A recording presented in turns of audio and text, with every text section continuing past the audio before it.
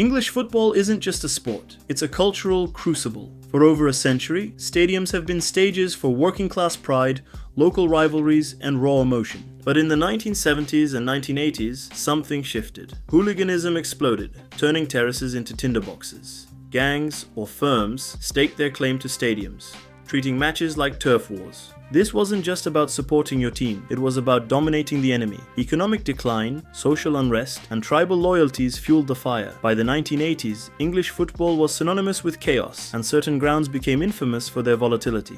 The government cracked down. The Public Order Act of 1986 and the Football Spectators Act of 1989 gave courts power to ban hooligans. All-seater stadiums, CCTV, and stricter policing followed. Violence inside grounds dropped, but it didn't vanish. It moved to the streets, pubs, and train stations. Today, while modern stadiums are safer, the ghosts of this turbulent past linger in certain venues where fan culture remains intense and rivalries burn hotter than ever. Let's explore the grounds where this legacy of danger is most alive, starting with one of the most notorious.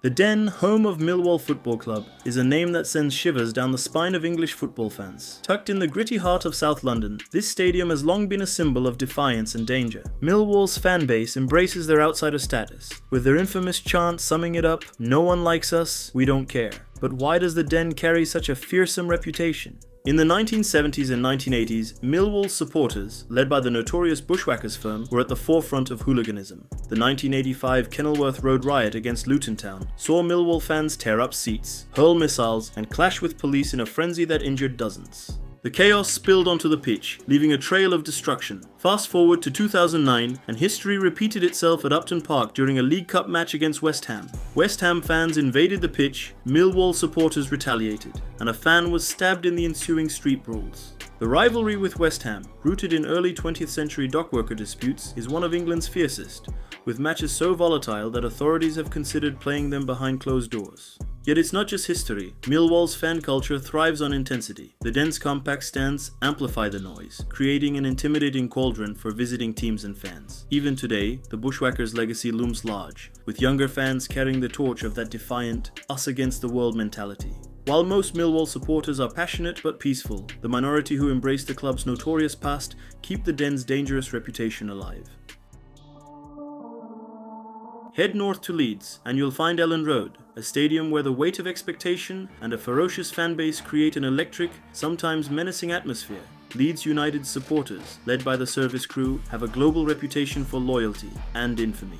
In the 1970s and 1980s, the service crew was one of England's most feared firms, clashing with rivals across the country. The 1985 riot against Birmingham City at St Andrews saw Leeds fans tear down fencing, hurl seats, and injure 96 policemen in one of the worst riots in football history. The roots of Leeds' intensity lie in their rivalry with Manchester United, a feud known as the Roses rivalry that dates back to the War of the Roses in the 15th century. Matches between the two are powder kegs, with fans trading insults, and in darker times, blows.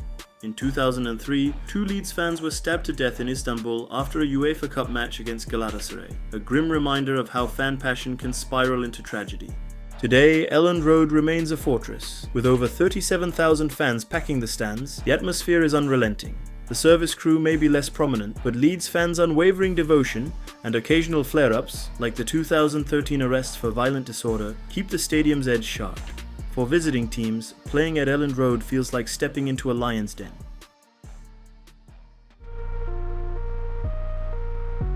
In the West Midlands, St Andrews, home of Birmingham City, is another ground where fan culture has a darker side. The Zulus, Birmingham's infamous firm, have been a force since the 1970s, known for their violent clashes with rivals like Aston Villa in the Second City Derby. The 1985 riot against Leeds United mentioned earlier cemented St Andrews as a hotspot for chaos, with fans turning the terraces into a battlefield. The Second City Derby is one of England's most heated rivalries, fueled by geographic proximity and deep-seated tribalism.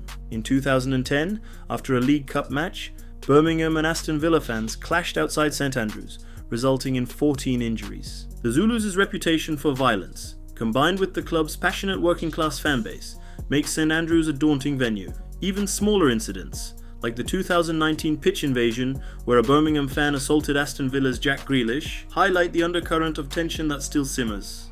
Birmingham City's struggles on the pitch, relegation battles and managerial turmoil have often mirrored the frustrations in the stands. In the 2022-23 season, 51 arrests at St Andrews reflected fan discontent, making it one of the more dangerous grounds in terms of arrest rates. Yet the Zulus' loyalty to their club is unwavering, creating a complex mix of pride and aggression that defines St Andrews.